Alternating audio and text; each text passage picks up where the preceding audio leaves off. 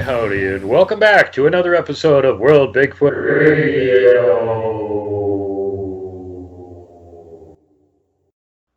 And we're back, this time with first-time guest Tom Kardos, who has his own group and his own channel, NCC 1701. Tell everybody what the name of your channel is. It's North Carolina. What? All right, my name's Tom Kardos. I have a group it's a group and a YouTube channel. It's called the North Carolina Cryptid and Paranormal Project. It's probably been out less than a year now. The group, the YouTube's probably been out for 6 months, maybe, I think, give or take. It's a small-time group, has like 2,000 members. The YouTube channel has like 300 and something subscribers. So I'm just doing this to get the truth out there, do some, a little bit of field research that I do, put it out on the channel, and just get the truth out there, see what's really going on in the world, because, these things are real, and it's kind of like been like a mission to get the truth out to the public, because, the government's lying to everybody about this shit. So, yeah. And pretty much everything else. And yeah, I'm just giving Tom a hard time because I've already been on his show, believe it or not. In as much as it's not gigantic and it's recent, I've already been on there. Yeah, I find all the good researchers right away. See, that's how that works. I think you're one of you. I think the interview I had with you had one of the most amount of hits I've had on all the majority of the interviews. I think you've had a good amount of hits on it, like the views.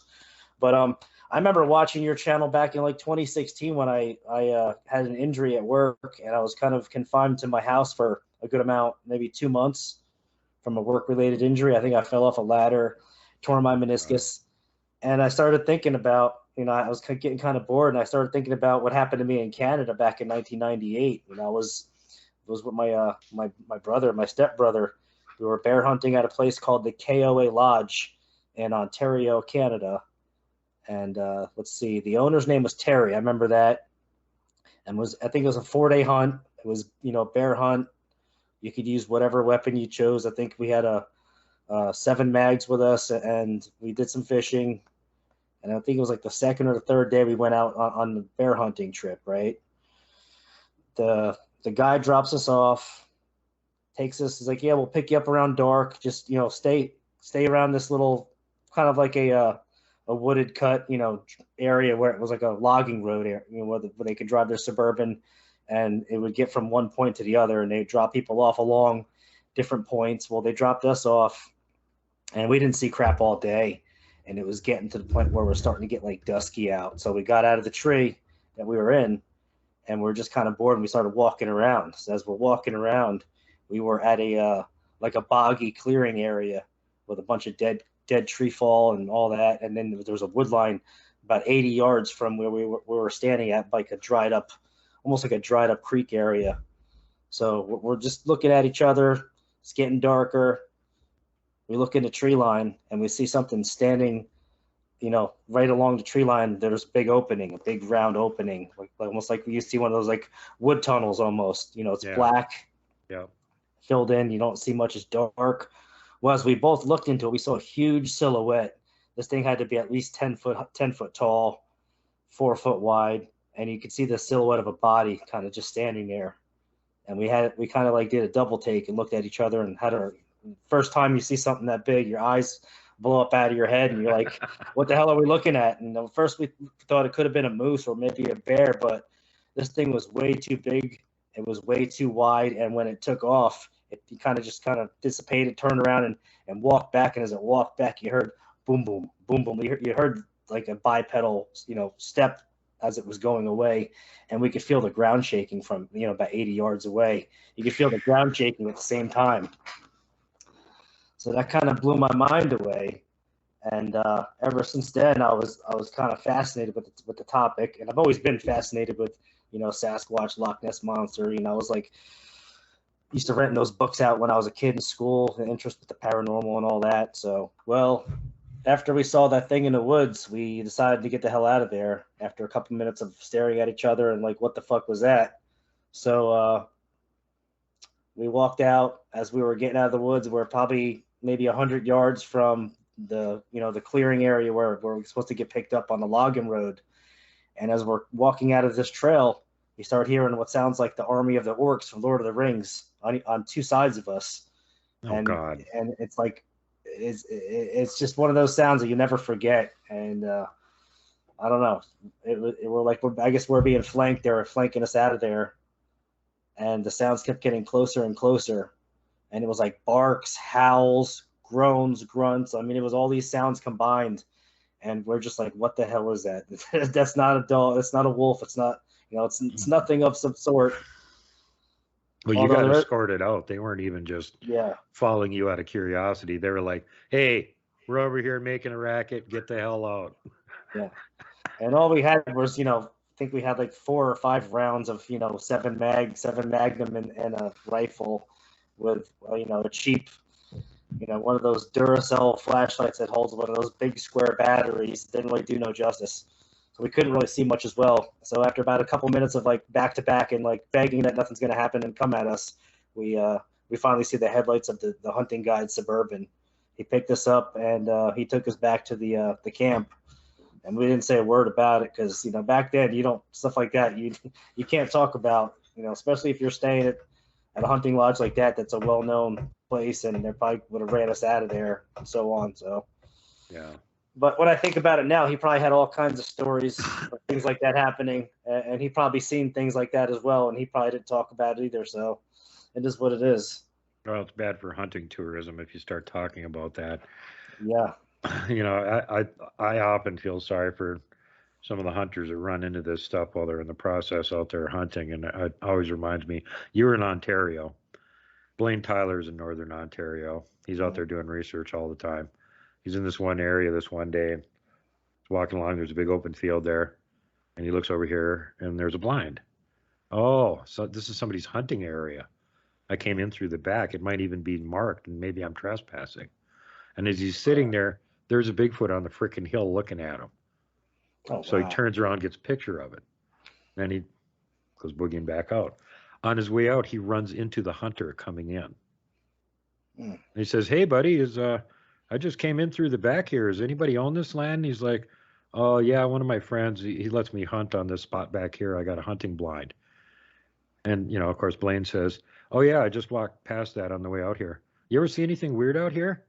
He's like, what do you mean weird? Like Bigfoot or anything? The guy starts laughing. He's like, there's no such thing as Bigfoot. And he goes, oh, yeah, there is. You want to see a picture of one? And he holds him up the picture. Oh, and on the picture, you can see clearly to the left of the picture is this guy's hunting blind. Yeah. Yeah. I bet he didn't go in that blind that day after seeing that picture. He's probably changed his mind, That's an eye opener. There's no such thing as Bigfoot. Yeah, there's no Bigfoot. Picture. He's right next to your hunting blind. I just took this picture. Talk about raining on someone's freaking parade for the day. Yeah, exactly. Big time. Man, oh man. I sure as hell wouldn't have went out in the blind if I was a hunter that day. Well, I mean, maybe he thought he was being joked with or something. Blaine said he did go past him and go in that direction, so maybe he was just going to go out there and see, walk up on the ridge, see if he could find tracks or whatever the hell. But wow, Blaine was done with it. Dang. Yeah, funny stuff. Well, and you had the worst version of it. It's getting dark. You're in an area you don't usually go to. You don't know much of anything about it. We You didn't know see shit about it. Yeah. then you've got all of them making a racket, following you out and everything. And like, holy bleep, that's enough, way more than what it takes to scare the crap out of you. That's a lot worse than just seeing a picture of one standing next to your blind. Yeah, and the worst part is you're hearing all these noises and you've never heard these sounds before because you know what the wilderness and the wild, the animals in the wild sound like, and this blows all of that out the park, and it's like, holy shit, what are we listening to? What are these things, and what are they going to do with us if they get close to us? What's gonna happen? So all these all these objectives come into play, and you don't know what the hell's gonna what's gonna take place. So at the time, you didn't know much of anything about Bigfoot, or think they were real, or where were you at with it? I mean, I thought, California, Bluff Creek, the Patterson game, I thought they were in California. I thought, Bigfoot, like everyone, that was that one Bigfoot in California from the 60s, and maybe it had a little family, and that was about it. I didn't really know they were all over the freaking place, so kind of changed my whole perspective on it. Yeah, if you piss them off, the only place that you can live to avoid them apparently is Hawaii, because they're the only ones that don't have reports. They just have the little people over there. They got the little people there that'll torment you all day and steal your pets and whatnot. They'll get emails from the Sasquatch that they're pissed at you, and then the Menehune will take over and torment you since there's no Sasquatch around to do it. But then I had some encounters on my own property once I moved to North Carolina back in 2015. We bought a house with some property. So this is what, like 10 years after the original hunting trip? Well, the original hunting trip was 98, and back in 98. So okay, so a little 2015. Bit less, 2015, we actually in 2005 in New Jersey, I had some stuff happen while I was hunting up and a property on a farm with my brother. He shot a deer, really big 8-pointer, and something was stalking me as I was dragging the deer out of the woods. So I was trying to drag it out of the woods to get it to a point where he can drag it back with his 4-wheeler. So I started dragging the deer along a creek because it was floating across the creek, and I was too tired and I was drained out that day of walking in the woods all night tracking a deer with him that he finally found, and we finally find it as it's getting dark, and it's dark. He leaves me by myself in the woods to go to his house to get his 4-wheeler. So I'm dragging this thing through a creek, and it's floating over the creek because it's a couple feet deep, and something's following me and tracking me because I have this deer. So really bugged the hell out of me, and I kind of knew that I had that primal feeling that something is stalking me because I could feel it, and it could have been a coyote. And every time I would walk, when I'd stop, it would stop, and something told me just to act like you're the prime master of the woods, you're the alpha. So I started like grunting real loud. I know it sounds stupid because if this was a Bigfoot, it probably would have handed my ass to me. So I started grunting real loud, and I kind of gave it that like intro from Down with the Sickness to the grueling and the grunting. So I started making those weird noises, and it kind of stopped after that, surprisingly. And little do I know, my brother came to save the day with his 4-wheeler because I heard the sound of his bike coming down the road, and we got the hell out of there. Or from whatever the hell was following you. Who knows what it was if you didn't get a visual on it. Yeah, there was no visual. It was pitch black. I had one of those little purple headlamps that does like a purple fluorescent light. Yeah. That's all I had. Didn't have jack shit. Didn't even have a weapon. No, not even a weapon, a knife or nothing. So I was kind of assed out no matter whatever it was. Even if it was a coyote coming to attack me, I was kind of have to just fight, Tarzan style to the death if I had to. Yeah, it might not have worked out too well. Well, what I'm saying is, Bigfoot isn't the only cryptid in the woods. No. And there's also predators in some places you have to worry about. The coyotes and stuff, we don't really have much of that around here because the Timberwolves ate them. So, yeah, that's not really. Now, I'm always like kind of intrigued by people that are going, oh, coyotes are vicious. And I'm like, really? Aren't they like the size of a dog? You could just snap its neck. Yeah, they're like the size. I think what they say is they're smaller than a full-size German Shepherd. Yeah, like a big studded male German Shepherd. They're probably like half the size of that. Because I have some trail camera pics of coyotes in my backyard when we first moved here. So you want to get into that? I can get into that real quick if you have. Sure. if we're still loud and clear. Go ahead. It is. So we bought this property in North Carolina, had a house built on it, nice little suburban neighborhood on the outer skirt city limits of Charlotte. So I'm probably about 15 minutes from uptown Charlotte. I have a good acre of property. And then the back of my yard butts up to 35 to 50 acres of just pure open wilderness woods. And then there's a greenway trail on the other side of the road with a long creek that goes 20 something miles, and it spans all throughout partial Charlotte of a greenway trail with a creek. So I built up a tree stand to bow hunt on my property in 2016, I think it was, when I started doing this. One morning I go on my tree stand, it's 5:30, it's getting to be at like 5:30. The sun comes up around, daylight comes around 6 and the sun comes up around 6:30. So it's about 5:45. It's still pitch black, and I'm in my tree stand. And the biggest mistake I made was I dropped my flashlight as I was climbing up to my tree stand, and I just kind of left it on the ground. I was like, whatever, I'll get it later, because I figured it's just another day in the hunt in the woods. It'll be light soon. I'll get it later. So my flashlight got out of my pocket, and then I sit down in my little bench seat, it's a little stool seat, and maybe 10 minutes go by. I start hearing, whoa, whoa. And this is about 30 yards to my 9 o'clock. And right after that, the same exact sound, maybe a little more higher pitch, maybe 35 yards to my 12 o'clock. And they're going back and forth with each other. And they're almost like it's not an owl. I know what an owl sounds like. I know what a barred owl is. These are like high pitch, like whoop howls almost. And they're interacting with each other. And I can't do nothing about it because I don't have a flashlight. And my phone, I go to grab my phone, and I'm shaking so bad that my phone drops out of my hand, and that falls out of the tree. So now I got nothing. I got nothing to shine a light to see what the hell is doing. Is kind of tormenting me while I'm in this tree stand. So I kind of I'm shaking. I'm having half a heart attack because I don't know what the hell I'm going to do. So I get up, and I all I have is a 380 pistol on me. So I just stand up. I'm like, I don't want no trouble. I'm not here to bother you. I'm just here to get a deer. Let me get my deer, and I'll leave you alone. I don't want to cause no trouble for you. Whatever you are, just let me be, and I'll let you be. And within 30 seconds, the sounds just stopped. And with another 10 minutes, the light came into the woods.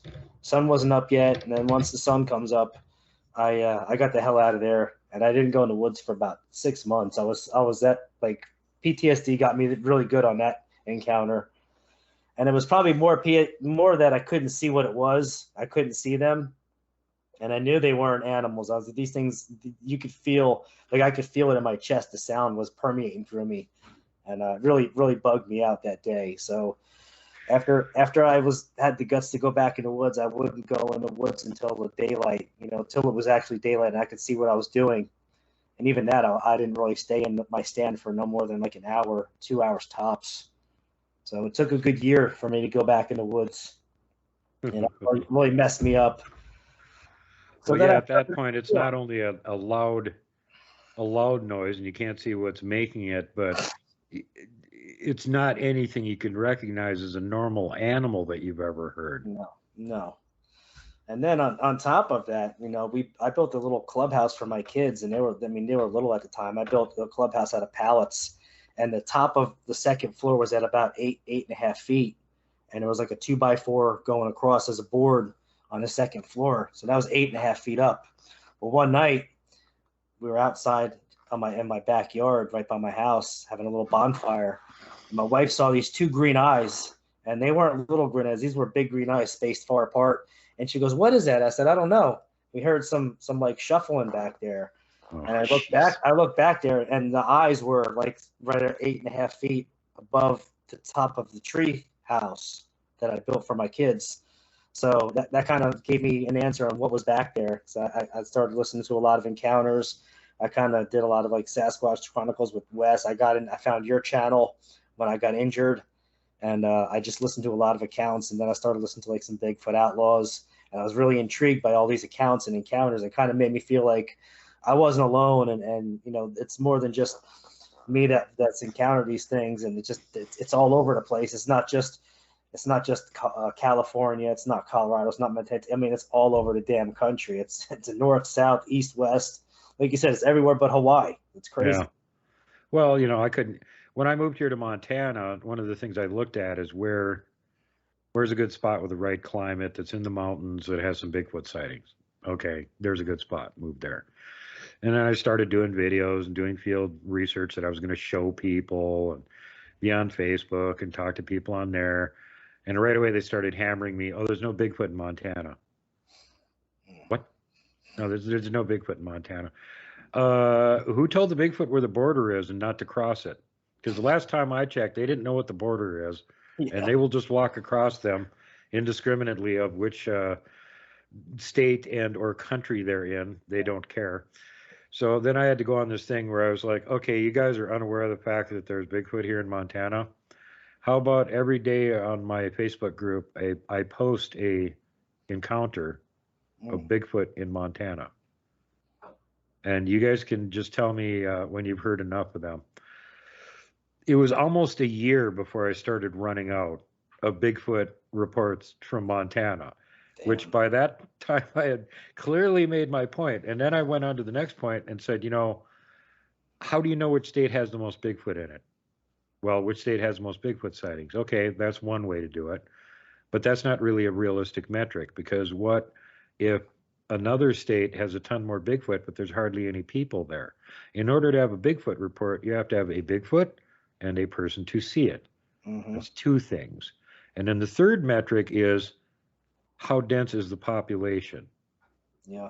Because if you're working in terms of absolute numbers to population numbers, it's going to come out way different. Say Washington State. Okay, they got 800 plus Bigfoot reports from there. How many million people do they have?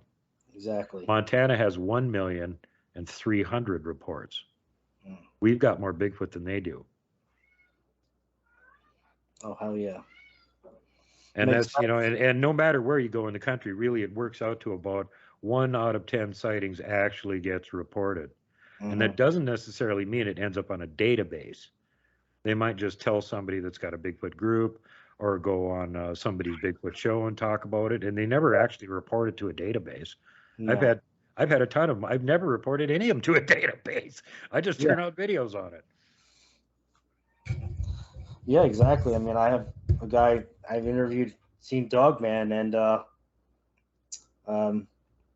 it was in North Carolina when he was driving a truck, and you know, he didn't really, it didn't go to no database. It just got heard on, you know, when I did the podcast and interviewed him, and that's how it got put out there. He only told one other person, so pretty crazy stuff. It was, I mean, it was probably about 20 minutes from my house. He was driving a semi from, he lives in Arkansas. And he was driving a semi, and he was running one area where they had doing a construction. I think it was on a road called Interstate 45. Well, he was, you know, it's like 3 a.m. This is like prime time for these things to come out, because 3 a.m, there's not many vehicles on these interstates. And the best part about North Carolina has all these interstates connecting.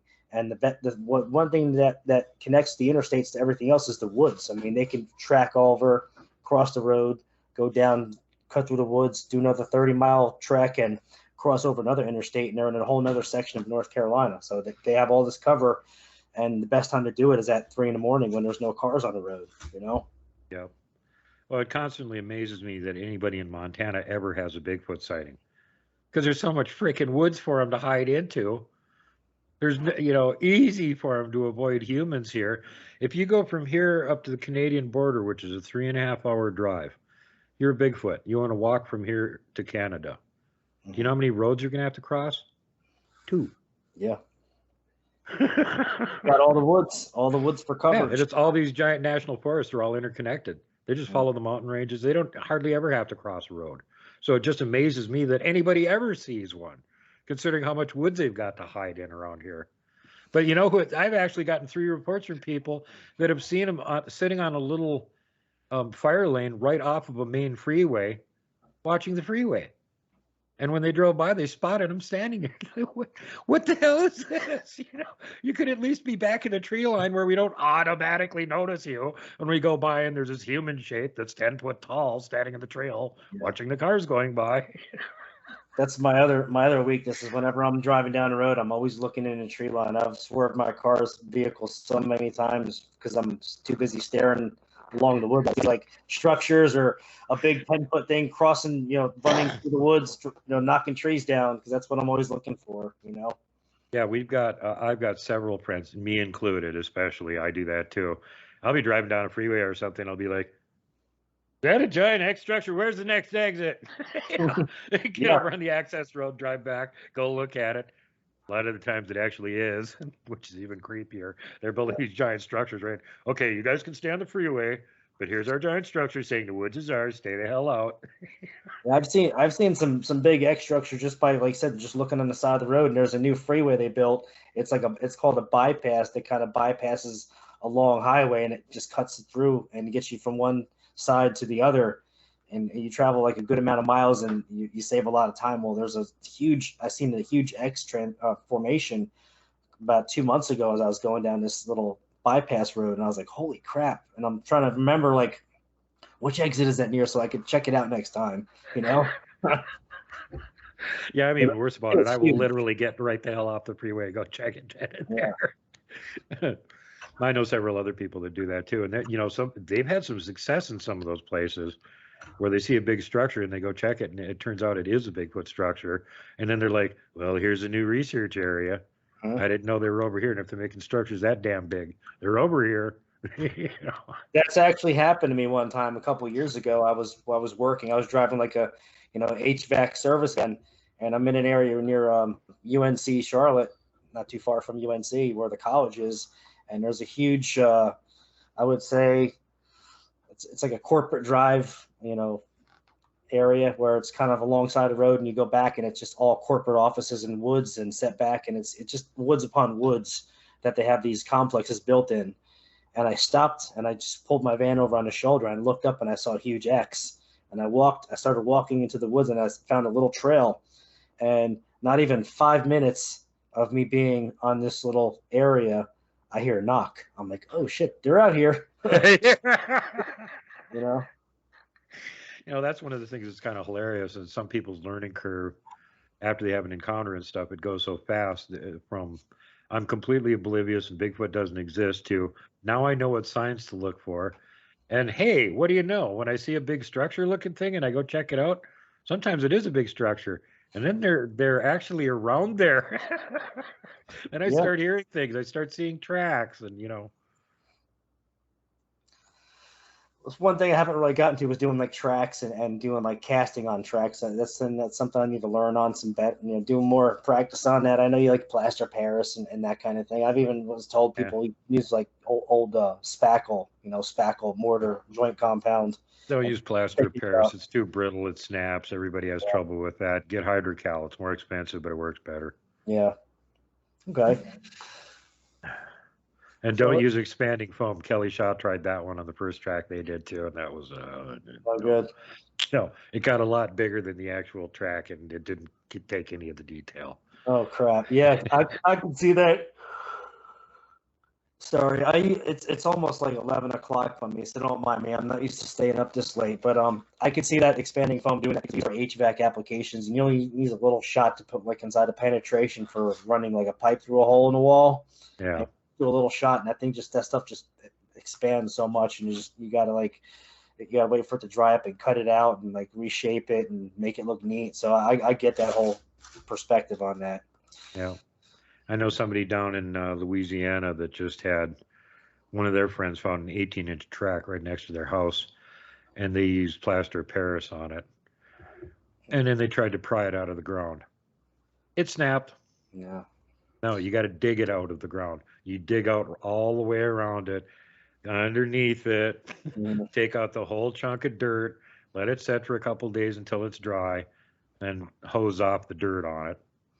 Oh crap! So it's a good amount of work, but if you get a good cast, a good track, it's definitely worth it, right? Oh yeah, if you do it right. But again, I'm saying if you're using like hydrocal or some of the other stuff that the researchers tend to use more of now, it's not nearly as brittle. It holds detail great. There's even methodology for casting tracks in snow and stuff now. Shush all the little leaves and stuff out of the bottom of it. Spray it with hairspray. which tends to set up all the detail in it more. And then when you cast it, you get all the dermal ridges and stuff too. Oh, wow. That's pretty awesome. They've been doing this for years now, so they figured out the methodology for it. And I've never casted a track ever, so don't take anything I say as gospel. Right. This is all just what I'm hearing from people that do it.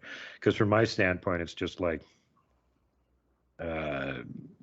it's an ego thing. It's like, oh, I got a track cast. Oh, I got 5 track casts. Yeah. I got pictures of hundreds of hundreds of tracks, and I don't have cast of any of them because I don't care. Yeah, certain things turn into a pissing contest when you have deal with other, whether it's researchers, investigators, people in the community. Like, so there's always that one guy that's got to have, I got the best picture, I can top that with this, and I can do better, and blah blah blah. And at the end of the day, they're just lost, whatever. Well, part of the reason, why are you doing it? Is it just a memento for you, or is it supposed to be scientific evidence? And here, I'm not living in the mushy mountains. I'm living in the Rocky Mountains. So guess what the ground is like? You don't get tracks very often. Unless they're huge individuals, they probably don't even leave a mark on the ground. Right. And then how often is it going to be someplace that's wet and mushy ground where they're going to leave anything other than the outline of the big foot crushing down into the ground? Mm-hmm. The chance you're going to get anything with dermal ridges here is so slim, it's ridiculous. Oh, yeah. So that's why I don't even bother to think about casting tracks or anything. Because, if I find a 19, 20-inch track in the mud with dermal ridges, I want to cast it then. But how often is that going to happen? Oh, yeah. I've only come across one track on my property, and I found it on the purpose of, I wasn't looking for a track. I just stumbled upon it when I was tracking a deer, and it blew my mind away. I'm a size 10 boot, so the boot's probably about 12.5 inches long. And as I put my boot inside this track, I could kind of see it because it was kind of imprinted down on. In the Carolinas, you get that pine straw.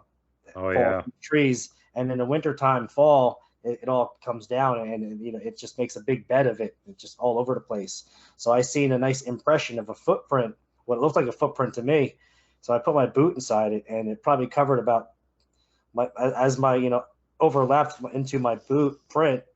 It probably had 3 inches from the top and the bottom, and probably 2.5 to 3 inches on each side of my boot. So it was a pretty big footprint, Oh, yeah. Yeah. I've seen that one before. That 120, what the hell was it? 21-inch one that I got back here in summer 2015. I was up the mountain here just about 2 miles right behind me, right where I'm sitting right now, and had my tent set up there and came out in the morning and walked over toward where the little, there's like a little seep over there, there's a little spring.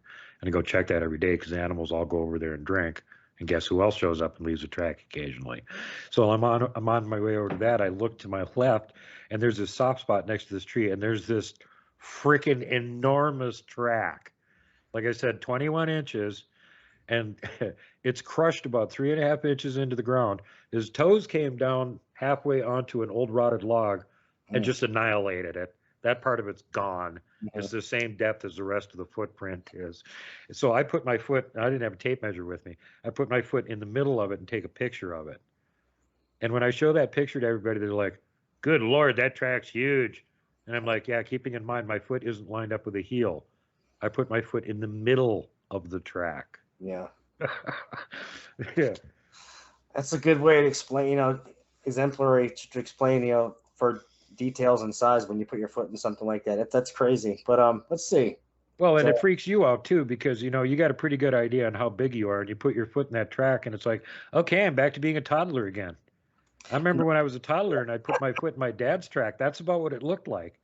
And the funny part when I found this track is that I tried to jump as hard as I could onto the ground. I didn't even make a dent. So I'm like, whatever this was freaking heavy. Because if I can't even put a dent into the ground, and I weigh about 180, 185 pounds, if I can't put a dent in the ground from jumping into this, pretty soft ground in the fall, early winter, then whatever the hell this is, got to be at least 8 to 1,000 easily.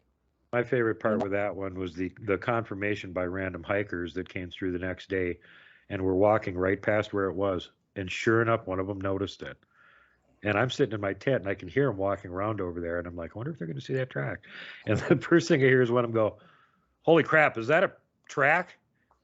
And the other one goes, I think so. The first one goes, what left that? And the other one goes, I don't know. Let's get out of here. They don't want to find out. They don't want to find out. They realize it's like, holy crap, that looks like an actual track. What the hell is big enough to leave that thing? That's a big foot track. And they're probably like, look, to their, in their mind, they're like, oh, that's fucking Bigfoot. Oh shit. Well, I'm not even sure they were thinking that. I mean, it sounded like either teenage or, right. Like maybe early 20s or something. And we got all kinds of grizzly bears here in Montana, so they might have been thinking, well, maybe it's a rear foot of grizzly bear, in which case it would be a colossal grizzly bear, because even a 3/4 ton grizzly bear has barely got a back foot that's 18 inches long. Well, they tried to explain that whole thing where the bear walks, puts one paw in the second print, and the back paw goes in the front paw print. But that's kind of like, that's kind of like this, they're just trying to be disinformation. They're trying to make up excuses so that their heads don't explode because they can't accept reality. Exactly. That's the whole primate theory. So, yeah, I get it. Yeah. Well, and the double track things, I've found those before too, and it's easy to debunk them. Actually, my favorite double track is about a 17 or 18-inch Bigfoot track going like this, and then a bear track stepping on that side of it. Oh, crap. It's really obvious which is which. That bear's front footprint wasn't even a quarter as long as that back foot, right, which was a Bigfoot track that it stepped in as it was going up the hill. Oh, shit. And probably realizing it was on the menu and needed to get the hell out of there. Oh, absolutely.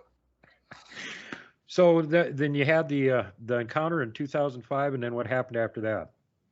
So the one I told you about in my backyard in a tree stand, that was 2016, after like almost a year after I moved to my property. Okay. So I started getting to the point where I'm like, well, I guess there's Bigfoot on my property. I just got to deal with it. They don't really show me no ill intentions. They've never really tried to come after my animals. So I eventually started making like a little gifting area in the backwoods behind my house under a certain tree. I put out some seashells. Every winter, when the monkey grass plants die, I would chop them down and put them back there. And it's almost like straw, this monkey grass, when it dies. So I put like straw back there for them, put seashells, and every now and then I put maybe some old apples before they go, decrepit, and they're time to throw them in the garbage, like some Granny Smith green apples or peaches, whatever fruits we have in the refrigerator. And it's not like I do it all the time. It's only once in a while. When something's going to go bad, I'll put it out in the woods. And the funny thing was, I started noticing these bags of apples, because they were sealed bags with zip, from the store with the Ziploc piece on them. These bags would be opened, but they wouldn't be opened from the Ziploc. They'd be opened with a slit across the middle, and all the apples would be out of the bag. Or if it was like a fruit container, it would be kind of like the same way. It wouldn't be peeled off from the top. It would be like sliced across the side, and they'd all be gone from it. So that tells me, it's not really a smaller animal, a fox, deer, or anything like that, coyote, that can do that, because you need appendages to pull these things out of the bags and the containers, Yeah. My favorite classic one was a peanut butter jar. And, the peanut butter jars have the plastic screw-on lid. Well, something didn't know how to unscrew the lid, and it poked its finger through the top of it. Think about how much strength that takes. And then it apparently couldn't reach in far enough to get out every last little tiny piece of peanut butter. So when they found the jar, it was almost completely empty, and it had a little stick in it. Oh, but wow. it had been getting the last little bit. It used the stick as like a tool, almost like a little spoon or a knife. The stick could get down to that little corner in the bottom that his big fat finger couldn't scrape it out of. I've tried the peanut butter jar. My good friend researcher, he lives in Michigan now. His name's Mike Pearson. He came out to my property with his dog last summer, I think it was, and he put a jar of peanut butter by the tree, and it stayed there for almost 2 weeks. And then after 2 weeks, the peanut butter jar was completely gone. Like, I don't know where it went to. It wasn't there. It wasn't opened or nothing. It was just completely gone, where I couldn't find it. And but he came out with his little dog, because his dog can sense these things, because he takes his dog on investigations with him, and his dog was like shaking the whole time we're walking around. God. Yeah, that's a sign. Yeah. So that being said, once I started putting some food out here and there, and the other gifts I was giving them, the seashells and the straw, last hunting season, I shot at a deer. It was a spike buck. It was a little 2-pointer spike buck, and I shot at him. And I could see my crossbow arrow go right over its head, and it kind of stuck into like a little hill that was behind, because it was like a little valley where I shot at a 40-yard shot, and I should have made the shot. I missed him. So that being said, the deer ran left, and I was like, yeah, whatever. I missed him. It is what it is. Next day I come back, that deer is laying under my gifting tree with its neck snapped backwards all the way. And I checked, I examined its body. I know what to look for. I can tell if a deer's been hit by a car. I can tell if it's been damaged in any way by a weapon. And there was no trauma to this deer's body except for its neck snapped backwards. So I posted the picture up in my group, and some of these old timers were like, oh, blah, blah, blah. I probably got into a fight with another deer. That's how they get their neck snapped.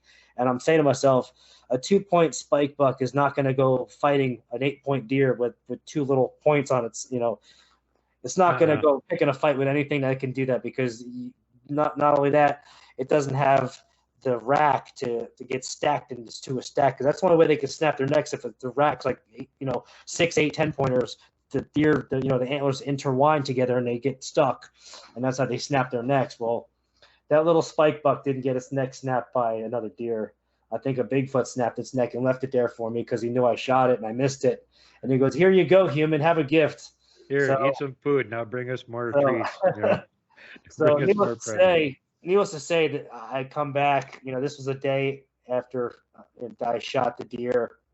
I come back, and obviously the meat wasn't. I couldn't eat that meat because it was spoiled. So I left the deer. I actually dragged it 40 yards into a little valley and covered it with leaves, and hopefully it would kind of just rot away, or maybe the coyotes would get it or something. So I come back 2 days later, and the deer is there's no deer in that spot. There's no drag marks. There's no tuffets of fur flung around from coyotes having a feast. It's like something threw that deer back on its shoulder and carried it off and said, "Okay, you don't want it. We'll take it back." Yeah. So could be. There's I've heard scuttlebutt that they will sometimes just leave it lay for a couple of days and get halfway rotted because apparently it tastes better and it's easier to pull apart and eat and whatnot. So I'm sure of that. But I also had Robin confirm with me that they're on my property. I've had her. She's actually talked to the ones on my property and confirmed, how many there are, the families. She pretty much gave a perfect description of the woods behind my house, and she doesn't know where I live. She doesn't know anything about my yard, my property, anything. And she gave a perfect detail of the woods behind my house, my backyard, my pool deck. She said they'll stand by my backyard, by my gate, and they'll look inside my house at night, and they can see us. So I was just blown away. She blew my mind away when she told me. I'm like, holy crap, you're the real. You're not just bullshit. You're really telling me the truth what these things are seeing by telling you what they're seeing to you. I've seen her do that with people that I know for the last 2 years over and over and over. And every time their heads explode. One of the best ones is when she was on Brunch with Bigfoot Michigan Rob show. And she started launching into explaining to him what happened with his encounter. And it's like, she ain't watching Bigfoot shows on the internet. So she's never heard his encounter before. Right. And she all of a sudden starts telling him all kinds of details that, he never told anybody. And it's great watching the expression on his face. It's just like, she's like talking about my pool deck. She's like, "You have a pool deck, like a deck near your pool?" I'm like, "Yeah, I actually do have a deck by my pool." And she's like, "Yeah, sometimes they'll go there and hang out and look at your house, look inside your house from the pool deck." I'm like, I'm blown away, but I'm also like, there's a little bit like the freaking pool deck is 40 yards from my house, so they're like they're pretty much slapping distance from my freaking house to my door, and I'm like, man, that's pretty close. But luckily they're friendly, they're not hostile. So I treat them. It could be worse. When When I was a kid, we had a back deck right attached to the living room, and then you'd go down 3 steps from that to where the concrete slab for the back porch sort of thing was. And we're sitting there watching TV one night, and out of the corner of my eye, I see movement because the door that goes out to it has got a big glass pane most of the way down. Right. And I turn and I look. There's a friggin' 400-pound black bear sitting there watching the TV through the window, watching us and watching the TV. And I turn to look at him. He's not worried about that at all. And I go, "Hey, Dad, look over there." And as soon as Dad turns and looks at him, he's like, "Oh, shit, time to leave." And you can see his big fat butt go, literally scrape the glass out the door as he turns around to go down the 3 steps and get off the back porch. so that he's not in the line of fire or whatever. But I was amazed he was even up there because we had a gun range right behind our house, and I mean we were down there shooting a lot. And most normal sane animals don't want to go around a property where there's lots of gunfire happening all the time, right? No, they steer clear of the guns, and that's another thing too. When I was, I don't know what, yeah, I think it might have been 2018. It was 4th of July, and you know, I was a little feeling good from the environments and the holidays and whatnot, and you know the sun's going down, so I took my little 30 30 round 5.56 semi-automatic to the back of the yard, and I kind of shot, you know, the whole clip into the ground because it was kind of one of them things. Well, in my area, it's like, you know, it's fireworks galore. That you got South Carolina down, you know, 20 minutes from me, so they go by all the mortars and they're shooting mortars off all night long. So all you hear is just fireworks, mortars. People are shooting their guns off. So I was like, yeah, fuck it, I'll just shoot some rounds off because I don't have fireworks. So next day, after I did that, you know, it probably wasn't the smartest thing to do, but I was very safe about it. I shot directly into the ground, into a hill, straight down with nothing, you know, nothing else. No ricochets. No ricochets, soft dirt. So the next day I come out and the fence is right alongside. And there's a swing set. Well, there's a tree, a big tree, probably about 20 foot long, flipped over, upside down in the ground next to my swing set. Right alongside of my fence. So I guess they were saying, don't shoot in the woods again. Not observing that you were actually shooting into the ground. I wasn't shooting into the woods, you guys. But I haven't done that since that day. So I kind of took heed to the notion sent. So I was being respectful. But I guess once you have a little, you know, a couple in you and you're feeling good, it's a holiday, I guess you just kind of got to be more, you know, sensitive to what's out in the woods, because I probably could have scared the hell out of them. But they were probably scared shitless all night anyway from the fireworks going off. But when they heard, you know, what I was doing going off, it probably made it, you know, intensified it even more. So, yeah, they are sensitive to that kind of stuff. I know somebody that used to live right near Disneyland in Florida.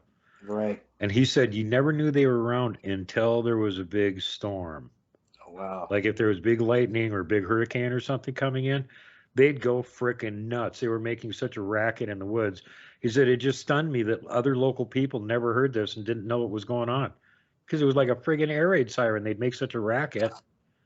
Yeah, skunk ape. That's another thing. We went to Disney 2018, the summer of 2018. We went to Disney, and we took that train, and I guess it's Magic Kingdom. There's a train that goes all around the park. Mm-hmm. Well, there was one part of the park where it's all goes through a really big section of woods, and there's like bamboos, jungle out there, and it's all natural habitat.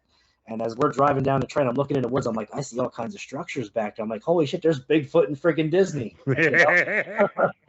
Who would have thought, you know? But I mean, it's perfect habitat because no one's going to bother them. People can't really go in those woods. The workers don't really get involved with that. That's just wide open habitat where they're not being, where humans, no human interference whatsoever. And there's plenty of animals for them to feast on. So why not? Yeah. It's just wild how people have such a blind spot for these things, you know. Mm-hmm. People can even have encounters with them and, you know, see something weird in the woods and just, it was probably just a bear or something, and they just blow it off and convince themselves it was nothing, right? And a lot of these people then later in life have a really undeniable encounter, Right. and then they go back after they find out more about them. They go back through their memory record and go, oh wait, that time that this happened, oh crap, was that a Bigfoot? And then how about the other time where that happened? Oh crap, that might have been a Bigfoot. Yeah. And they start getting really freaked out because it starts occurring to them, I've probably been around these guys a few times and I just didn't know what the hell was going on. So I didn't know what to attribute it to. Absolutely. The funniest part is when I go out, sometimes I'll take my dogs out, you know, early in the morning, 5:30, or late at night around 10:30, 11, and you'll hear them really loud, you know, sounds like an owl, but you can tell it's not an owl because it's way too loud, real deep pitch, you know, very guttural. And I'm like, oh wow, those aren't owls. They're saying hi for some reason. They're saying hi because they're going back and forth. And I was like, oh yeah, there they are. And I've even had some recordings of some of the sounds. I have to find them because I transferred phones a couple times and I lost a lot of my data. I sent you some pictures too. Yeah, let's go into the pictures that you sent with and explain those to everybody. Okay, so I was working at a church near and like I would say mid like somewhat part of North Charlotte before you get to dead north. It's kind of like a southern tip of it, like in between. And I was at a church doing some HVAC work, and I was taking some trash out to a dumpster. And as I was walking to the dumpster, I noticed there was a really big wood line, and I was like, "Oh, there's some woods." So I was like, "Let me see what I could find." So I'm kind of drawn to these woods, and because I wouldn't say I have it like a that primal feeling that I know something's there, but I was drawn to the woods for some reason because I always like to go check woods out if I'm near woods. I'm an outdoors person. I always have been. Yeah. I'm walking around, and the first thing I come across, there's a huge, I would say an upside down V, probably about 10 feet and 10 feet, a big V that's broken in half, dead center. And I'm like, oh, that's pretty cool. And then right behind this V is a little sapling bend right behind that. So I was like, oh, cool. I'll get a couple shots of it. And then I go a little further and I see what looks like an X on the ground, really big X. And then there's a nice little glyph between two big trees. One tree is probably about 12 to 14-inch diameter. The other one's about 10-inch diameter. And there's an X with a little center point marker on it between those trees. And as I'm walking a little further, I come to what I see. I'm like, holy crap, this is probably one of the biggest bends I've seen in a long time. And this is about a 40-foot bend. And like I said, the stump part that comes out of the ground is probably about 6 to 8 inches in diameter. And then it goes about, pans across.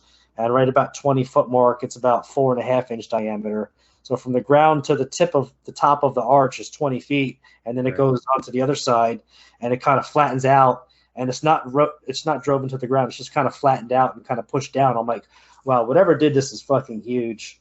I've never seen an arch like this before in my area, this long and this big. So I was kind of blown away, and I had to get some pictures of it. So I took some pictures, and I pretty much sent them to you. And I guess you can kind of post them up accordingly because We're watching them right now. Edited out, yeah. We find tons and tons of arches, and you can tell if they're made by Bigfoot or not by whether if they're actually the top's crammed into the ground. Well, that doesn't happen naturally. And the other one is where it's pinned down. That tends to not happen naturally. Yeah. But we usually don't find arches that are very big. We've only ever found one really gigantic one, and I can't even claim credit for it. Because guess who? Kevin Lang from the Glag Saga was up here visiting. He's the one that found it. Yeah. And at the time that he was there, they had also made a huge X structure out of two trees that they ripped out of the ground and put upside down. So the top of the X structure, there was a root ball on each one. That's pretty much not natural. That's a dead giveaway when you see the root ball sticking upside down, because that's what I saw in my backyard after I fired my AR, the 4th of July night. So I was like, oh crap, this is a root ball, broken something stuffed up upside down. And I was like, it's probably a warning sign, like, hey, don't do this again, don't piss us off, because this will be the least of your worries, Yeah. Next time after you rip the tree out of the ground, we'll throw it through your window. Quit it. Yeah. Or we'll just come in your house and get you, one or the other. Yeah. Come in your house and go, tweak. Tweak. Yeah, well, you got no shortage of them over there in your part of the country. I know Robin talks a lot about how many. She was surprised how many there were when she moved there to South Carolina. Yeah. And some of her group from Michigan followed her down there, but she said there's just a ton of them were already here anyway. She had some really good UFO coverage too when she had she played on your channel the UFO footage right above her house. That was pretty amazing. I mean, that was pretty freaking awesome. Yeah, that was her son-in-law who's staying there temporarily with her, and he was out in the yard, and here comes this friggin' UFO, and might as well film it. It's one of those many weird things that happens here all the time. And then they sent the video into the local MUFON, and MUFON investigated and said, yeah, this is, too legit to quit. It's a Class A or Class 1 sighting. And they checked all the, of course, flight paths and everything for everything. There was no air traffic going on at the time. And I had some retard show up on my channel and go, all right, that's just a squad car going by on a hillside.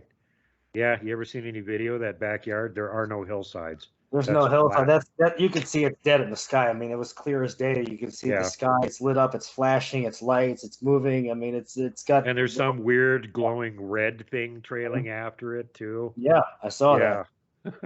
God. Yeah, she's Yeah, invited she's in to her- UFO Central, you know. She's invited me out there. I just got to get out there and check it out because it's so far. I think it's like a 2.5 hour ride to get to her. So, but she gave me an open invitation, so it's kind of an honor to be invited to her property because she won't just let anybody come out there. You know, you have to have a. She has to trust you and know you're not going to do anything bad to her. You know, her friends out in the woods. So. Oh yeah, there's even well-known people in the community that she won't let on her property. Like she referenced Dr. Footprints on a Yes, recent yes, show. yes. She said she wouldn't even. You know, he was offended because he wouldn't. She wouldn't let him on his property, and I don't blame her. I mean, you know, someone like that could bring more, havoc on the Bigfoots on the property. Do some, who knows? You don't know people like that. You can't trust them. They only have certain mindset on what they're going to do, and you don't know what they're actually going to do Yeah. compared to what they Well, say. and at that point, she didn't need it. She didn't need him whatsoever. She already had Igor Burtsev hanging around there a bunch of times. So a much more qualified scientist than the glorified podiatrist will ever be. Why the hell would you want him on the property? Plus, you can't trust him anyway. And another one that wanted to get on her property is a guy whose name sounds very similar to Fat Money Grubber. He also got the boot and is not allowed on her property. Usually when people like that would go out to, she's probably gonna have helicopters flying over there, and they might have a secret kill team trying to take them out Yeah. for their own, reasons and whatnot, and their own tangible, what they're trying to do. So it's better off she don't let people like that on her property. Yep. No, I totally agree with her. Well, and the fact that she's psychic helps her a lot to determine who's worth having on the property and who's a big sack of shit that's never going to get invited.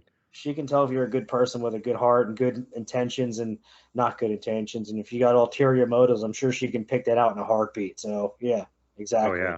Yep. No question. And as you know, her and a few other people I know that interact with Bigfoot like to mention that they can all do that. And one of them's favorite saying is, if you haven't seen a Bigfoot, it's probably because they don't like you.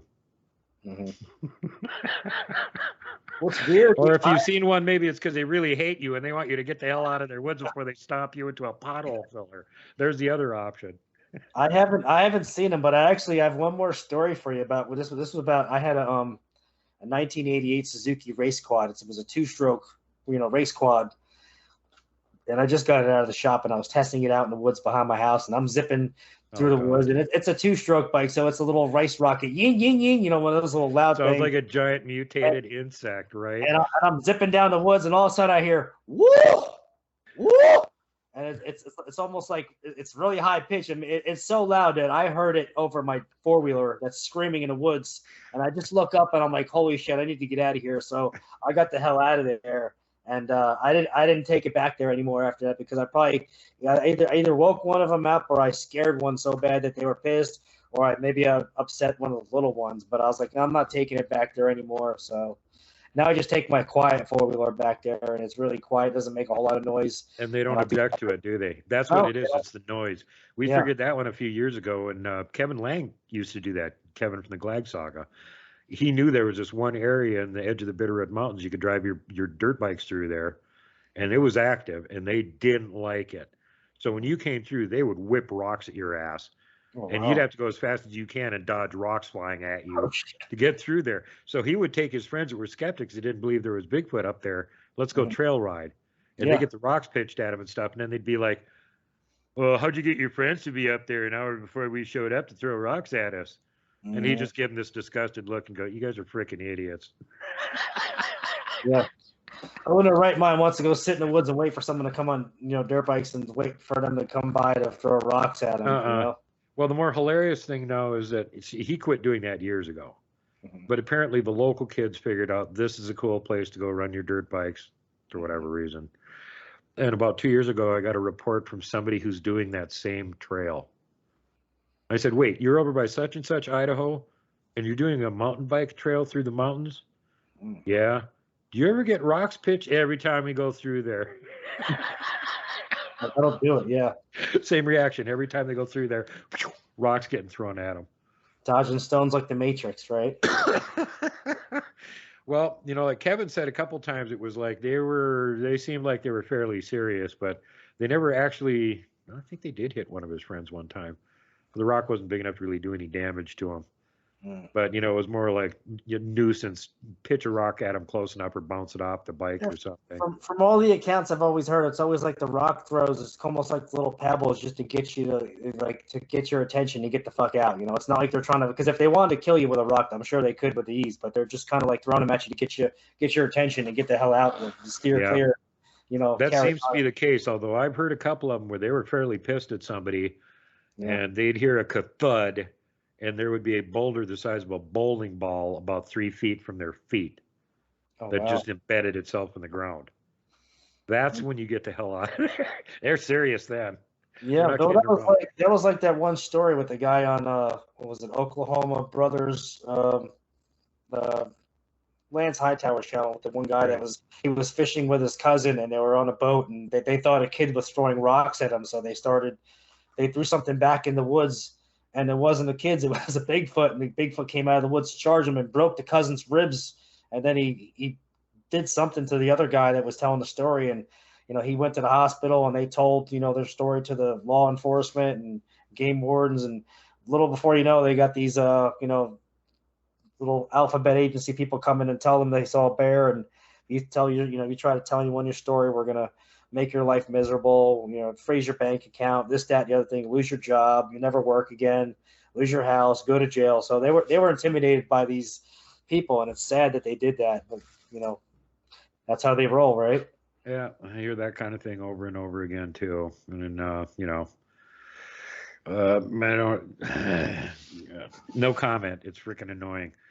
They're bad enough with everything else without being involved in this too yet. They just got to have their friggin' thumb in every pie there is, apparently. That's what they do. Whether it's UFOs, Sasquatch, cryptids, dog, man, the whole thing. You got your what was it? The black dog, black cow, black three words that they use for all this stuff to cover up when something's going down. One of them is black dog, the other one's black cow, and I think the other one's black bear. Yeah. Crazy. Crazy stuff. Yeah, that's a sore spot for me. I wish they would just all go throw themselves headfirst into a wood chipper and save the world from having to put up with them, because they're absolute worthless scum. We got plenty of them running the world right now. So anyway, when you're bringing stuff out to your gifting spot, were they then taking it? Other than the apples, you said they were taking the apples, but they've taken the apples and the shells. I've put shells out, and I'll put shells in like a little pattern. And when I come back, whether it's a day or a week later, the shells are always in a different pattern than when I put them in. And this is like a dry area. There's nothing that's gonna deer don't have fingers to take a shell and flip it upside down, all that. So yeah. Yeah, I know other people have gifting areas where they have like marbles or something like that, and they'll put them in a certain pattern. The next time they come back, they'll be somewhere different. Same thing with rocks. I got a lot of quartz stone on my property, so I'll take like some quartz stone, some big like square quartz stone rocks, and I'll stack them in a certain way on a log. And when I come back, they're either knocked down, stacked in a different manner, or they're in a different position in a different area than where I put them. So I always know that something's taking them and manipulating them in a different position than I set them as well. So that gives me evidence to know that there's something else is doing it with, something with a brain, with intelligence is doing that. Yeah.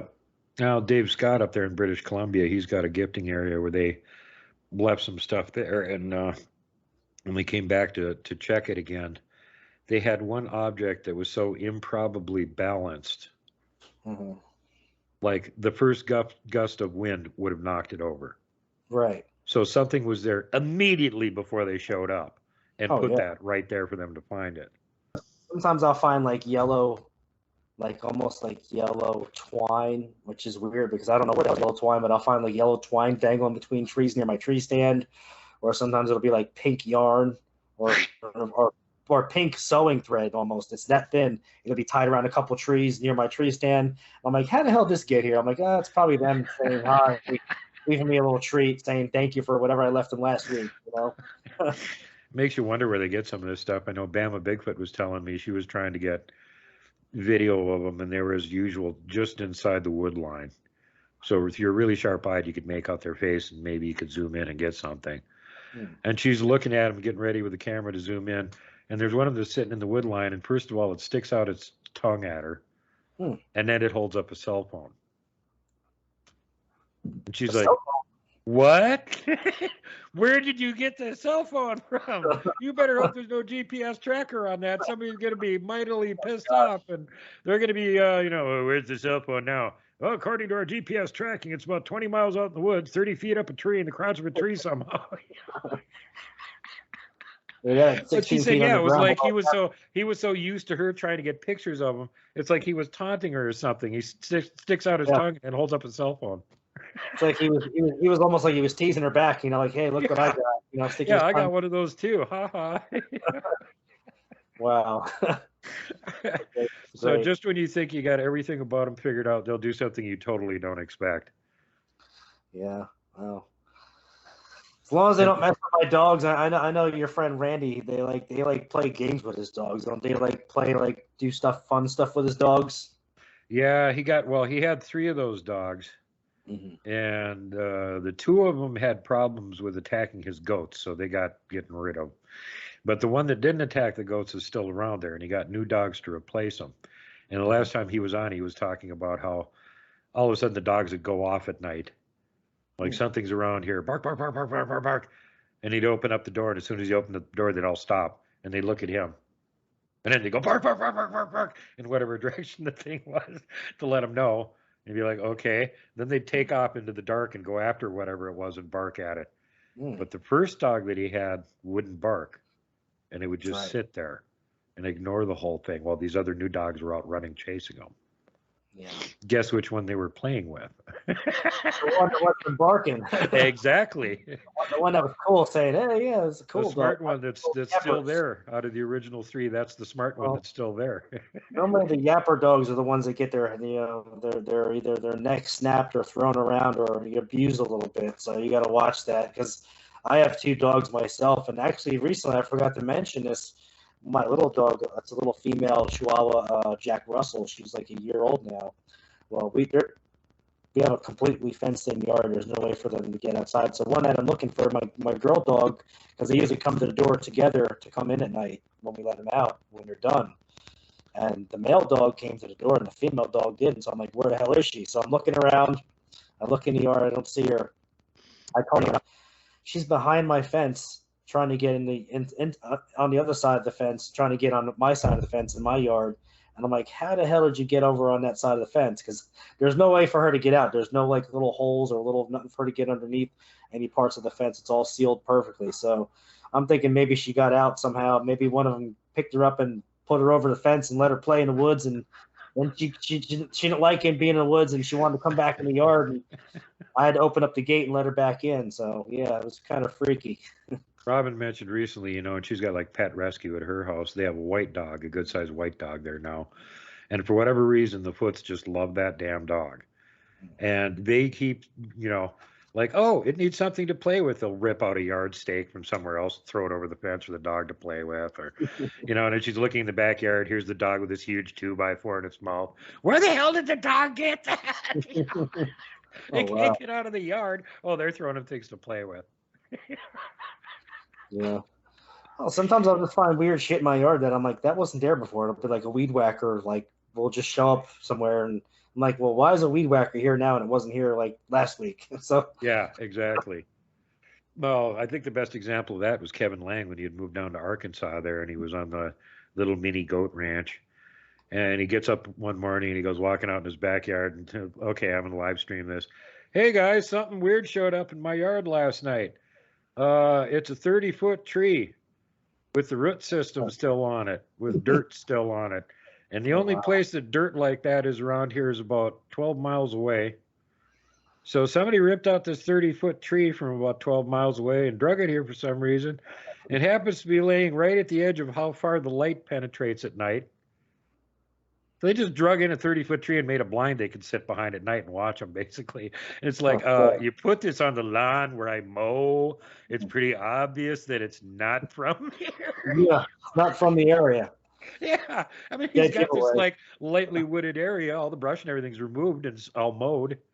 But yet suddenly there's a 30-foot tree laying there, root system and all. Oh, wow. Yeah, they were making a statement saying, we're here, we're back. Yeah. Here's a little tree stump. Yeah, here's a better blind for us to sit behind while we're watching, having a cig out on the porch at night, right on the edge of the light where the light penetrates to. That's where they laid it, Yeah. So, of course, behind that, you can't see a damn thing. Wow. But you got to wonder what the thought process is like with that. I'm just going to rip out a whole tree and drag it in there. He'll never notice it. He'll never notice it. It's only we've seen him mow here. Yeah, we see him mow here all the time. He'll never notice that a tree just mysteriously appeared laying in his yard. And it's not from his yard at all. Not from anywhere near there. Yeah, he said there was red clay on the root system. And it was like 10, 12 miles away is the nearest place where there was any red clay. That's pretty freaking impressive. Carry something that big 12 miles and just set it down back in his yard. So, yeah that's wild. Yeah, no effort. Well, the other thing is he was going down below the hill where the road goes by, and then there's another steep embankment that goes down to the woods from there. So when you're walking along the road line, you're like filming 20, 30 feet up in the air of the trees. Mm-hmm. Well, he not only caught two of them in the tree, and one of them putting its hand over the other one's face to hide its face. I pulled that image out. He never even noticed it. But what he was noticing is stumps. They were ripping out full stumps with dirt still on them and throwing them up in the trees. They're up in the trees 20, 30 feet. Well, what the hell can pick up a 300-400-pound stump and haul it 20, 30 feet up a tree and leave it on a tree? That does not happen normally. Not only that, it might be 300 pounds, but think about what all the dirt on it probably doubles the weight. Just exactly. As well. They're heavier with the dirt, attached to them. Good God. And it was so fun listening to his take on it. Hey guys, look what I found in the tree. I don't think that should be there. What do you think? Wow. Yeah, he was a great guy. His memory will be missed big time. He's he had a lot of good experiences with them.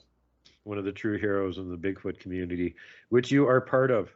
So was there any other, I know there's a lot of activity out there where you're at. Has there been any like really major sightings or encounters or anything near where you live that you know of? Not that I know of. I mean, there's an area called, was it York, South Carolina? That's probably about 40 minutes from me. There's a lot of encounters in that area. And there's some parts like nearby Indian Land and Waxhaw. That's like an area that's heavily wooded. And I've heard a good amount of people, sightings out there. But mainly it's besides that part, it's mainly just all over the state. But the most amount of encounters are like towards the western part of North Carolina along the Tennessee border. That's like where like the biggest hotspot is right now. So, well, in a way that's actually good because generally the kind of sightings that get reported a lot aren't the innocuous ones. They're the dangerous ones where they're at least seemingly acting very aggressive and they scare the hell out of the person so bad they end up reporting it. So if you're in an area where they're around and you haven't got much of that happening, that's kind of a good thing. It just means the ones that you're living in that area are more reclusive, seclusive, shy, at least not aggressive and super dangerous. I think they're just the docile ones that are just kind of with their family unit just trying to live out and be like secluded and not really too fun to the man and then just kind of staying in the woods and being, doing their thing. Yeah.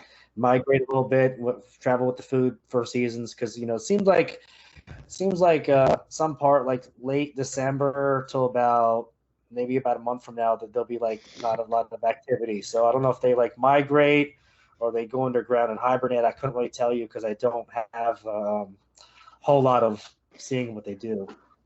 Well, of course, way up north, people like me and Blaine and whatnot, we find tracks in the snow. They're just better about hiding them in the winter because tracks in the snow, pretty obvious. So none of us really think they hibernate.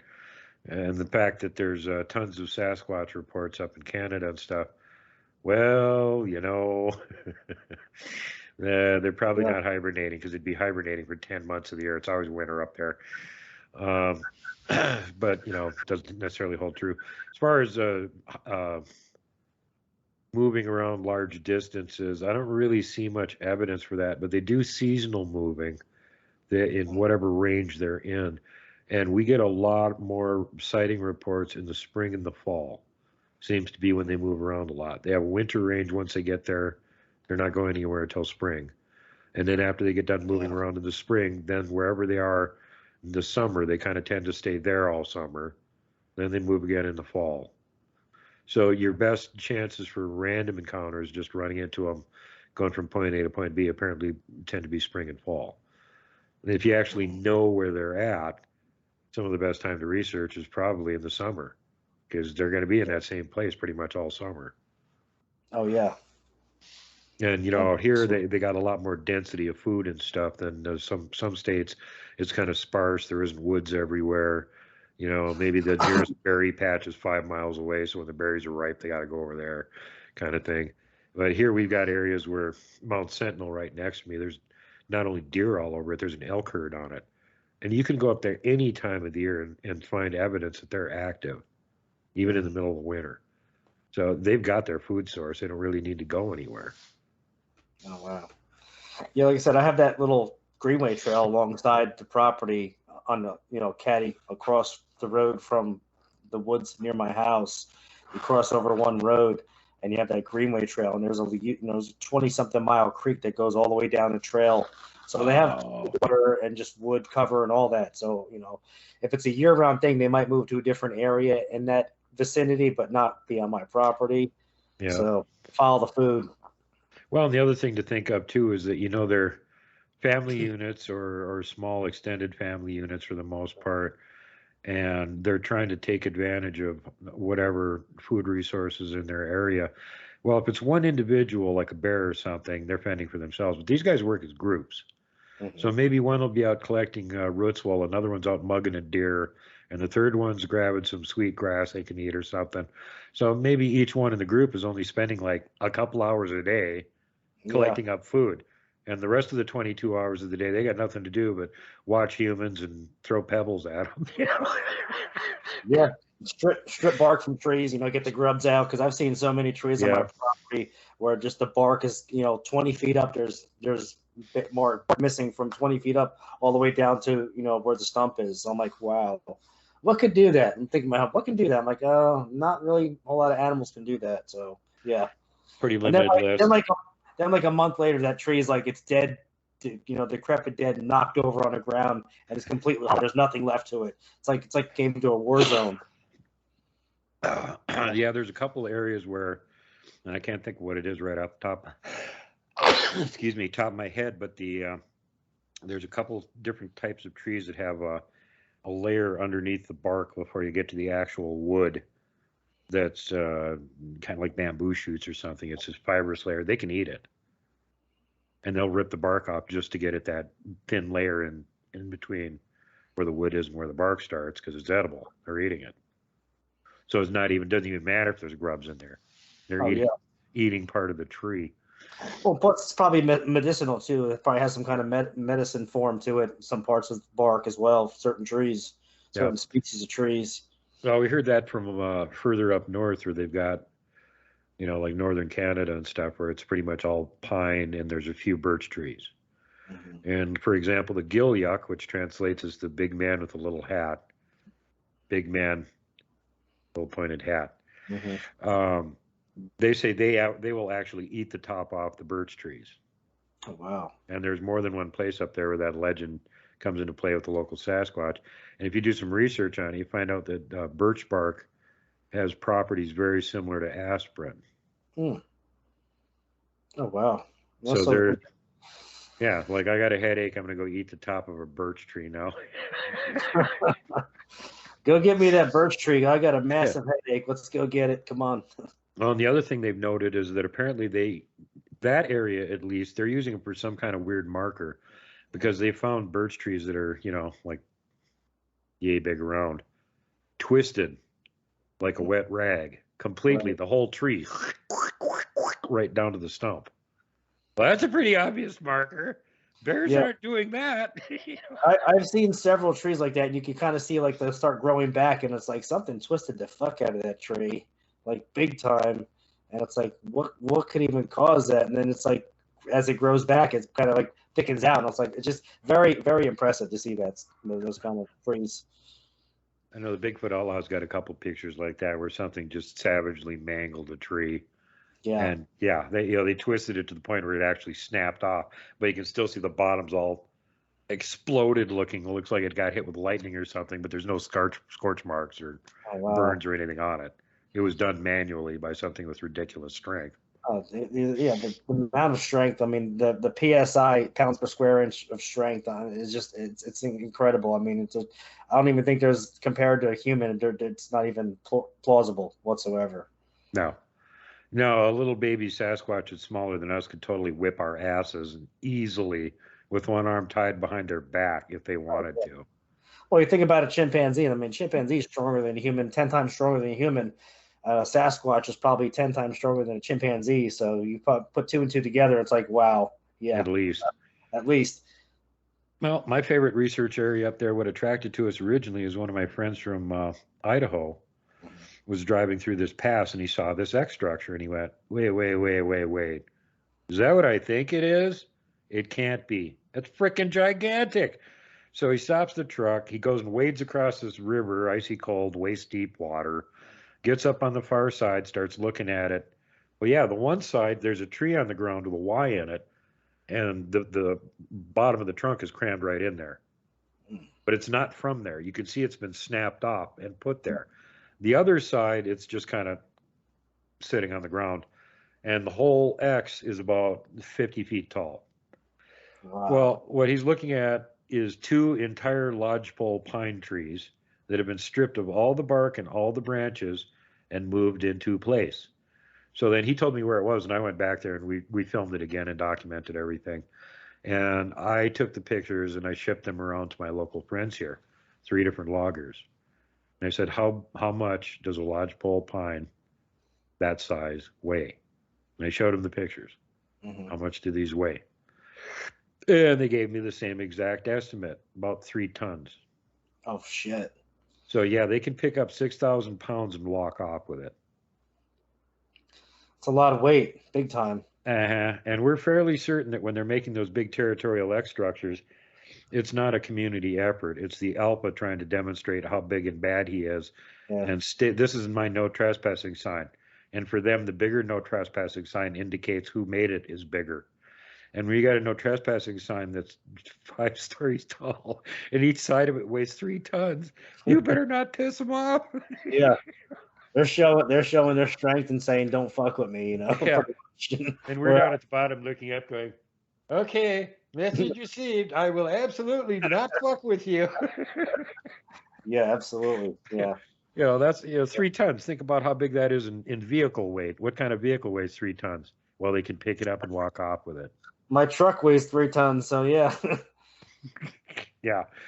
So when it comes, there's no comparison to anything else strength-wise. Maybe an elephant. Maybe an elephant's about the same strength, but other than that, No. you know, people are all like, "Oh God, I wonder if they ever get into fights with grizzlies and who wins." Are you freaking kidding me?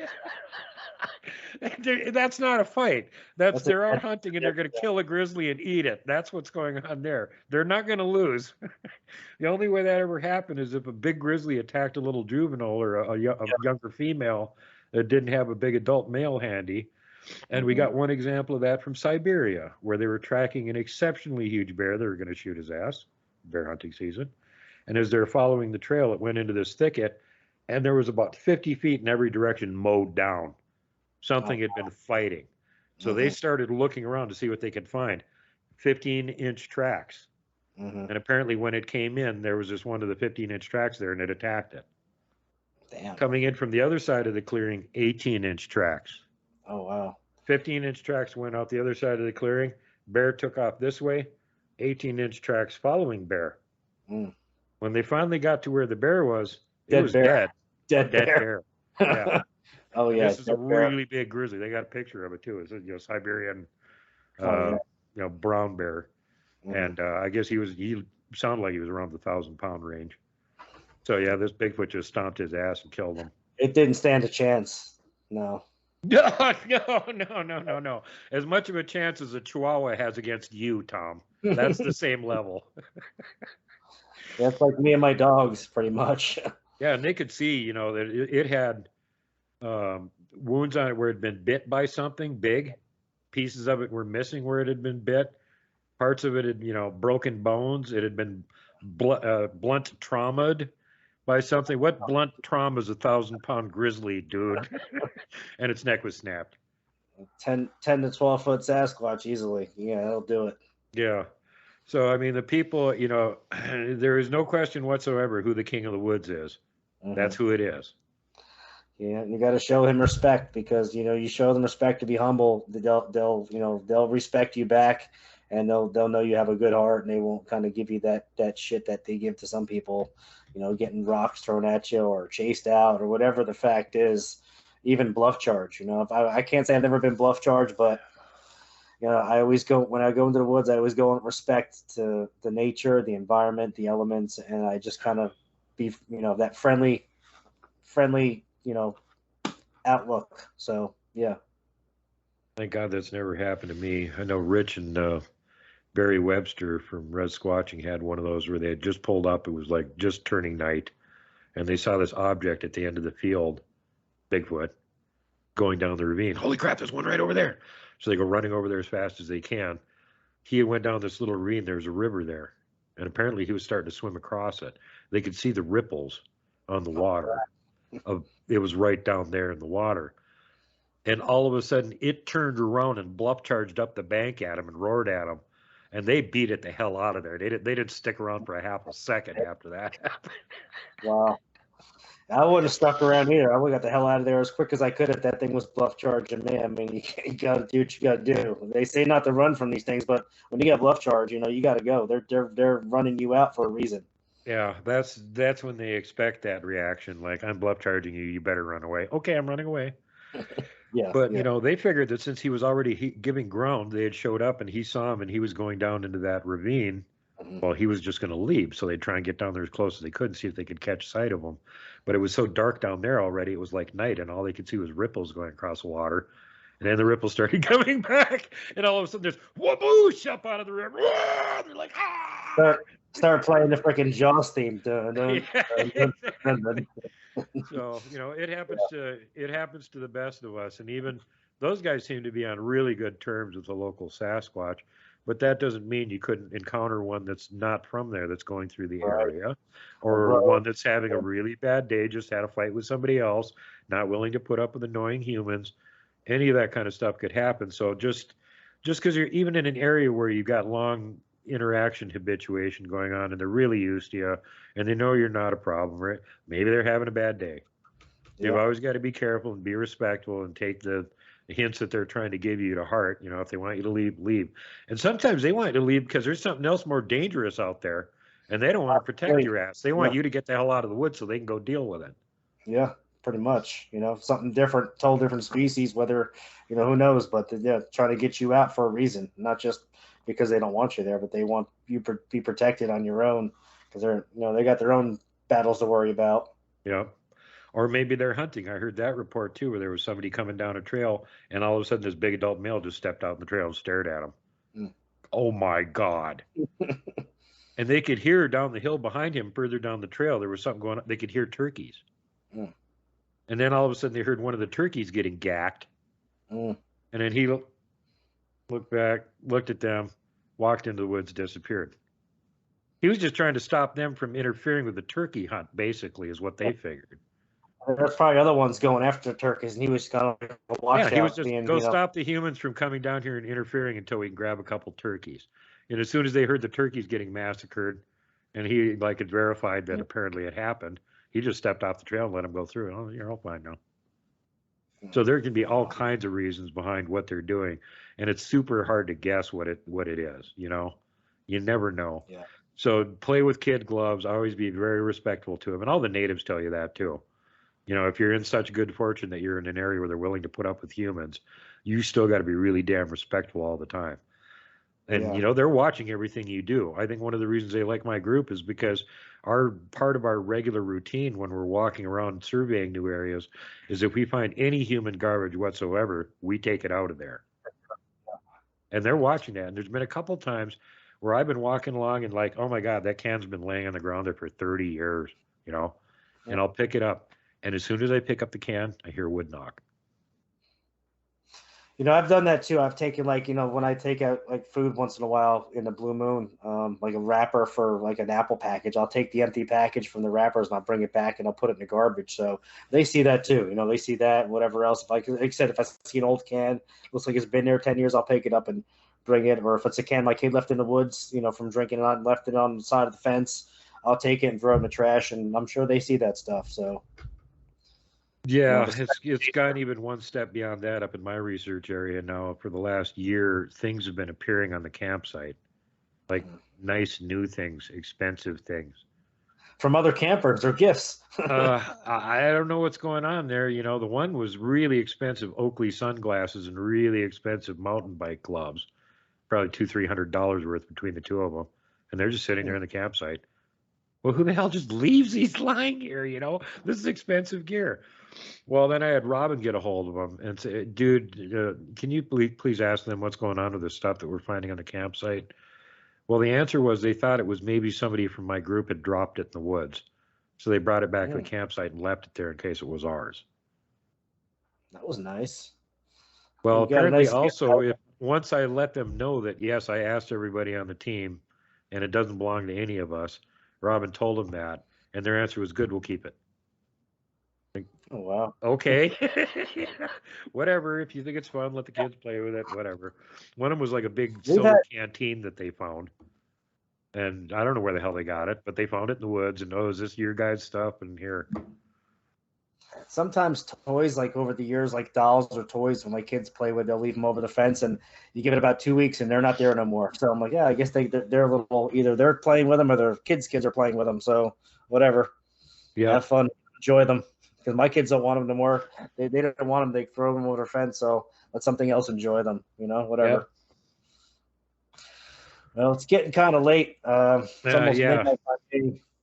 Getting really late over there where you're at. So let everybody know again where to find your show and group and whatnot so they can keep track of you. Yeah, so my Facebook group is the North Carolina Cryptid and Paranormal Project, and I have the same name on my YouTube channel. If you want to join the group, feel free to, request to join. There's a couple questions to answer just to make sure you're a person and not a crazy, bot renegade account. Robot. Yeah. Or renegade robot account or bot account from hacker, whatever the fact is. And the YouTube, really easy. Just subscribe or watch some videos. Duke's on there if anyone wants to watch. I have Duke's podcast in there. I think it's from like 2 months back, so you can watch that from World Bigfoot Radio. But yeah, just that, that's all I really do. And I usually run my podcast Saturday nights at 8 p.m. Eastern. I think tomorrow night I have a paranormal group from New York. My friends Al Santoriga and Sir Brian Bowden are going to share some of their paranormal investigations with me. So looking forward to that. Yeah, Sir Brian, he's a good guy. You should have a good show there. And, well, it's actually tomorrow, but this is airing Sunday, so this will actually be yesterday. But yeah. Okay. Is that how it works? Well, go back and watch it because it's already up on YouTube at the point where you see this. Watch it.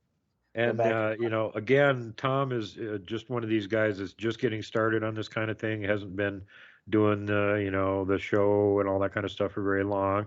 So, and he's one of the good guys. Go give him your support, sub his channel, check out his shows.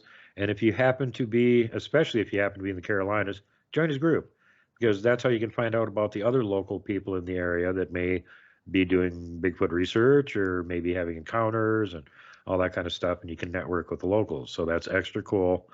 I would be happy if there was at least one group like that for every state, so the people in whatever state in question can actually have that group to connect with. And that's what I have on Fascist Book Montana Bigfoot Project. That's my group there, because Montana. And that's what we're doing. It's there's Bigfoot, and it's our project, and we're in Montana. So there you go. All righty, bud. Well, thanks for coming on the show and sharing stuff with us, and pictures and all that kind of good stuff. And like I said, send Tom some love. Go sub his show and check it out when it comes on. And meanwhile, everybody, you know the drill. Is there anything else you wanted to say, Tom? No, I appreciate you having me on tonight, Duke. Like I said, you're one of my I looked up to you when I first started getting into podcasting. I was really, your channel kind of took my by wave because I was like, wow, this guy really knows what he's talking about. He's got a lot of encounters and he's the real deal. So I followed you for a long time, and it's just an honor to actually be on your show tonight. So I appreciate that big time. Thanks, buddy. I appreciate the awesome praise there. And, as being a Bigfoot researcher, I'm more used to being attacked than I am being praised. So that's kind of a different thing. I don't know how to react to it. People, trolls attacking me, I know how to react to that. But people saying nice things, wait, somebody said something nice? How did that happen? They got through the wall of trolls to get near me to say something nice for once. But yeah, again, it's not a matter of how long you've been doing this. It's a matter of what's your attitude like. Where are you getting your information from and putting it together? Because I know some people that have only been doing this 2 or 3 years, and they're freaking spectacular. You don't have to be doing this for 40 years or 50 years to be really good at it. And Tom is one of those guys that is going to be really good at it because he's got his head screwed on straight and he's actually looking at all the evidence. So the ones that have an agenda are the ones you should avoid. Absolutely. All right, on, buddy. Thanks for being on the show. Like I said, everybody, go sub his channel. And in the meantime, don't forget to always be kind to everybody. Pay it forward. Don't poke Dogman with a stick. Don't punt the puck, would you? Do not flip off the mountain giants, or something like what happened in Colorado will happen to you. And whatever you do not hug the Wookiee. Good night, everybody.